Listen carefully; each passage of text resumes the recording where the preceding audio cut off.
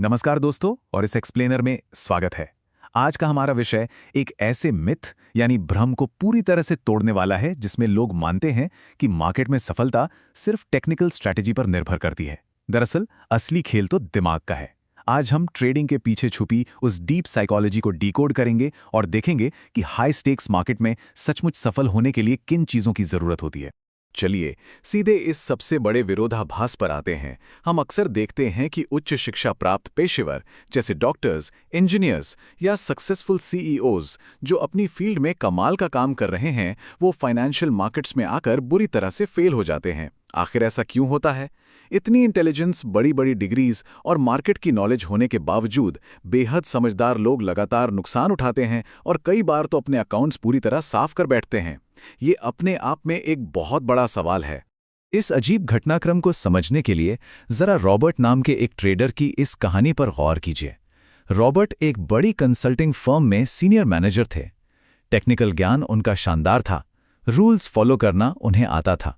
लेकिन एक दिन लगातार कुछ छोटे नुकसान झेलने के बाद उनका साइकोलॉजिकल बैलेंस अचानक पूरी तरह बिगड़ गया।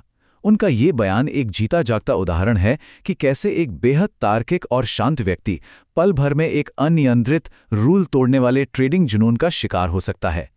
एक ही पल में वो, उन्हीं के शब्दों में, इनक्रेडिबल हल्क बन गए और किसी जंगली की तरह कीबोर्ड पीटने लगे। और कहानी सिर्फ रॉबर्ट तक सीमित नहीं है। पीटर नाम के एक क्रिप्टो ट्रेडर का तजुर्बा भी बिल्कुल ऐसा ही रहा। जब मार्केट तेजी से ऊपर जा रहा था तो शुरुआती मुनाफा देखकर ओवर कॉन्फिडेंस इस कदर बढ़ा कि मार्केट की एक्सपोनेंशियल ग्रोथ ने उन्हें अंधा ही कर दिया। उन्हें लगा कि इस एक्सपोनेंशियल तेजी को किसी भी हाल में मिस नहीं किया जा सकता। नतीजा क्या निकला? बिना किसी ठोस प्लानिंग के बेहिसाब रिस्क लिया गया और मात्र 48 घंटे के अंदर $50,000 का भारी नुकसान हो गया। शुरुआती प्रॉफिट तो गया ही, कैपिटल भी साफ हो गया। भाग 1, ट्रेडिंग साइकोलॉजी की समस्या। ये पिछली कहानियां स्पष्ट रूप से दिखाती हैं कि सिर्फ इंटेलेक्ट या कड़ी मेहनत ट्रेडिंग में सफलता की गारंटी बिल्कुल नहीं दे सकती। समस्या की जड़ दरअसल कहीं और है। ट्रेडिंग की दुनिया में सफलता की एक त्रिमूर्ति होती है: टेक्नोलॉजी, स्ट्रैटेजी और साइकोलॉजी। आज के दौर में बढ़िया ट्रेडिंग प्लेटफॉर्म्स और एडवांस स्ट्रैटेजीज तो हर किसी के पास हैं। लेकिन ये जो तीसरा स्तंभ है ना, साइकोलॉजी, ये वो छुपी हुई महत्वपूर्ण नींव है जहां ज्यादातर समझदार लोग दरअसल असफल होते हैं। बिना इस आधार के बाकी दोनों स्तंभ किसी काम के नहीं रहते। आगे बढ़ते हैं भाग 2 की तरफ, कर्मचारी बनाम उद्यमी माइंडसेट। ये साइकोलॉजिकल रुकावट आखिर शुरू कहां से होती है? इसे समझने के लिए इन दो माइंडसेट्स के बुनियादी अंतर को देखना जरूरी है। एक उद्यमी यानी एंटरप्रेन्योर अनिश्चितता को खुले दिल से अपनाता है और इंडिपेंडेंट निर्णय लेता है। वहीं एक कर्मचारी यानी एम्प्लॉई दूसरों के निर्देशों का पालन करने का आदी होता है और गलती करने से बेहद डरता है। आर्मिन नाम के एक एयर ट्रैफिक कंट्रोलर की कहानी बिल्कुल यही बताती है। आश्चर्य की बात देखिए, जो व्यक्ति आसमान में हजारों लोगों की जान का ध्यान बिना गलती किए रख सकता है और एक्सट्रीम तनाव में शांत रह सकता है, वही व्यक्ति ट्रेडिंग में आते ही कैलकुलेटेड रिस्क लेने से बुरी तरह डरने लगा। उन्हें लगने लगा कि यहां भी एक गलती सब कुछ खत्म कर देगी। अब इस इमेज को देखिए, ये बहुत ही इंटरेस्टिंग है। इसे ट्रेडिंग का हॉकी स्टिक ग्रोथ कर्व कहते हैं। नए बिजनेस या ट्रेडिंग सफर की शुरुआत में कठिनाई आना तय है। शुरुआती नुकसान और सीखने का एक लंबा दौर इस सफर का स्वाभाविक हिस्सा है। यहां घबराना बिल्कुल नहीं होता। असली चुनौती इस कर्व के निचले हिस्से में टिके रहना है, जहां लगातार लॉस हो रहा होता है। एक एंटरप्रेन्योर माइंड इस दौर को हार नहीं, बल्कि सीखने का और बढ़ने का एक जरूरी हिस्सा मानता है। भाग 3, ट्रेडिंग के खतरे। जब ट्रेडर इस कर्व के सबसे निचले दौर से गुजर रहा होता है, वहां दिमाग खेल खेलना शुरू करता है। कई सारे कॉग्निटिव बायसेस दिमाग पर हावी हो जाते हैं।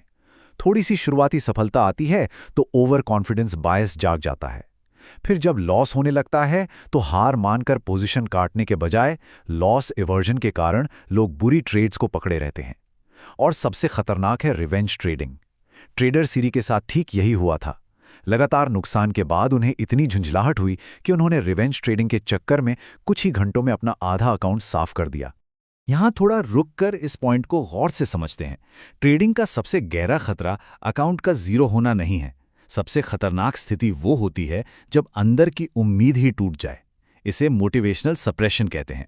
जब एक ट्रेडर अपने भविष्य को लेकर पूरी तरह निराश हो जाता है, उसकी सारी एनर्जी खत्म हो जाती है, तब लगने लगता है कि सफलता कभी मिल ही नहीं सकती।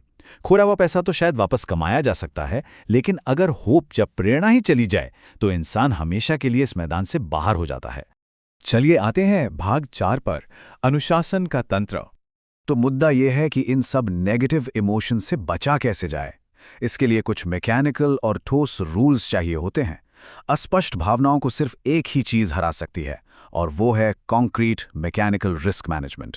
अगर खोने का डर सताए तो एक प्री डिफाइंड स्टॉप लॉस नियम का सख्ती से पालन होना चाहिए। जब दिमाग लालच में आए तब स्ट्रिक्ट पोजीशन साइजिंग और प्रॉफिट टारगेट्स को फॉलो करना ही एकमात्र रास्ता है, और गुस्से या फ्रस्ट्रेशन के वक्त डेली लॉस लिमिट हिट होते ही स्क्रीन को बंद करना जरूरी है। ये मैकेनिकल नियम ही भावनाओं पर भारी पड़ते हैं।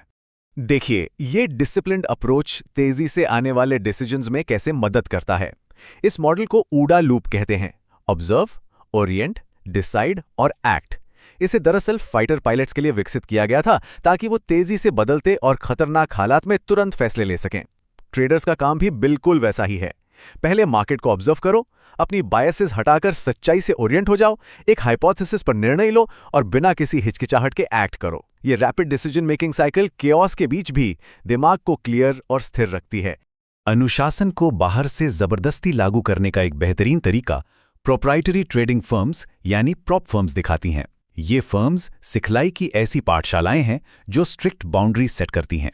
अगर ट्रेडर का डेली लॉस लिमिट क्रॉस हो गया तो उसे आगे ट्रेड करने ही नहीं दिया जाता। इन कड़े नियमों का एक बहुत ही पॉजिटिव असर होता है। ट्रेडर के दिमाग से अपने निजी पैसे खोने का भावनात्मक बोझ हट जाता है। इस वजह से पूरा ध्यान सिर्फ और सिर्फ एक अच्छी ट्रेड को एग्जीक्यूट करने पर लगता है। और अब हम पहुंचते हैं इस एक्सप्लेनर के आखिरी हिस्से पर, भाग 5, काउच से ट्रेडिंग। इस कॉन्सेप्ट को समझने के लिए चलिए मैन्युफैक्चरिंग इंडस्ट्री के इस कंपैरिजन को देखते हैं।